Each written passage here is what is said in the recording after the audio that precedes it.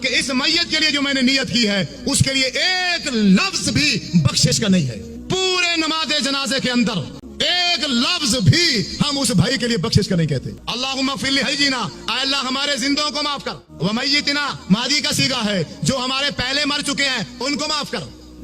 شاہدینا، جو کسی وجہ سے مجبوری سے اس جنازے میں حاضر، شاہدینا جو جنازے میں حاضر ہیں ان کو معاف کر، یعنی جنازہ پڑھنے والوں کو معاف کر. غائبینا، جو کسی مجبوری سے جنازے میں نہیں آ سکے، یا اللہ ان کو معاف کر. ذاکرینا، ہمارے مردوں کو معاف کر. انسانا، ہماری عورتوں کو معاف کر. صغیرنا، ہمارے بچوں کو معاف کر. کبیرنا، ہمارے بوڑھوں کو معاف کر. تو میت جس کے لیے سارے کام چھوڑ کر آئے ہو اس کے لیے کیا کہا ہے تم نے؟ بتاؤ، ایک لفظ بتاؤ.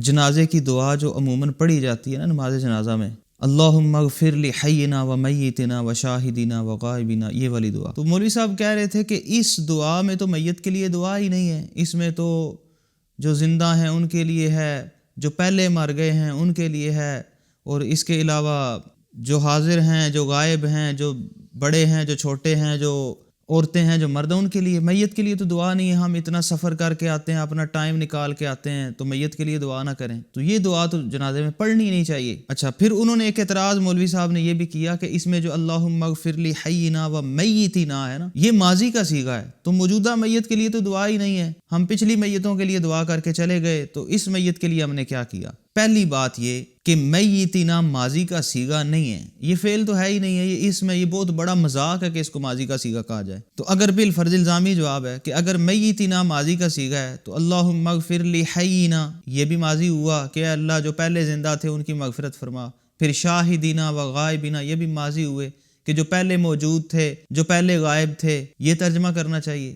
تو یہ مذاق ہے. دوسری بات یہ کہ ہم یہی دعا کیوں پڑھتے ہیں. اور پھر تیسرا اس کا جواب یہ ہوگا کہ اگر کوئی یہ دعا نہیں پڑھنا چاہتا تو اس کے لیے کیا حکم ہوگا. اب آئیں پہلی بات کی طرف کہ ہم یہی دعا کیوں پڑھتے. نبی کریم علیہ الصلوۃ والسلام بھی جنازے میں یہی دعا پڑھا کرتے تھے. سنن ابن ماجہ، ابی داؤد اور مسند امام احمد میں یہ حدیث مبارکہ موجود ہے. ابو سلمہ رضی اللہ تعالیٰ عنہ حضرت ابو ہریرہ رضی اللہ تعالیٰ عنہ سے روایت کرتے کان رسول اللہ صلی اللہ علیہ وسلم اذا صلی علی جنازۃ یقول، کہ جب نبی کریم علیہ الصلوۃ والسلام کسی جنازے پر دعا پڑھا کرتے تو وہ یوں کہا کرتے اللہم اغفر لحینا و میتنا و شاہدینا و غائبینا و صغیرنا و کبیرنا و ذکرنا و انثانا اللہم من احییتہ منا فاحیہ علی الاسلام و من توفیتہ منا فتوفہ علی الایمان.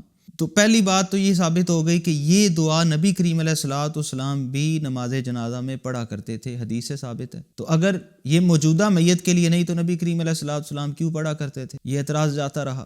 اور پھر یہی دعا ہم کیوں پڑھتے ہیں؟ تو یہ دعا ایک جامع دعا ہے، اس میں جامعیت ہے. اللہم اغفر لحینا، اے اللہ ان کی مغفرت فرما جو ہمارے زندہ ہیں، و میتنا جو ہمارے فوت ہو چکے، اس میں یہ میت بھی شامل ہے، جتنے پہلے فوت ہوئے وہ بھی اس میں شامل ہیں. شاہدینا جو موجود ہیں، و غائبینا غائب ہیں، موجود نہیں ہو سکے کسی وجہ سے یہاں نہیں حاضر ہوئے. پھر اسی طرح کبیرنا و صغیرنا ہمارے چھوٹے ہمارے بڑے، ذکرنا و انثانا ہمارے مرد ہماری عورتیں. اللہم من احییتہ منا فاحیہ علی الاسلام، اے اللہ ہم میں سے جسے تو زندہ رکھے اسے اسلام پر زندہ رکھ. ومن توفیتہ منا فتوفہ علی الایمان، اور ہم میں سے جسے تو موت دے تو اسے ایمان پر موت عطا فرما. تو یہ بڑی جامع دعا ہے، اس میں ساروں کے لیے دعا ہو جاتی ہے، زندہ مردہ چھوٹے بڑے موجود غائب مرد عورتیں سب کی بخشش کی دعا ہے. تو اس لیے اس دعا کو اختیار کیا گیا کہ یہ جامع دعا ہے. پھر اس کے علاوہ اور بھی احادیث مبارکہ میں جنازے کی دعائیں موجود ہیں، لیکن وہ اب کیوں ان کو ترجیح نہیں دیتے کہ وہ ایک میت کے لیے جو موجود ہے نا اس کے لیے دعا ہے، اور اس میں پھر صیغے اگر مذکر کے ہیں تو وہ مؤنث پر نہیں پڑھی جا سکتی، اگر اس میں مؤنث کے صیغے ہیں تو وہ مذکر پر نہیں پڑھی جا سکتی.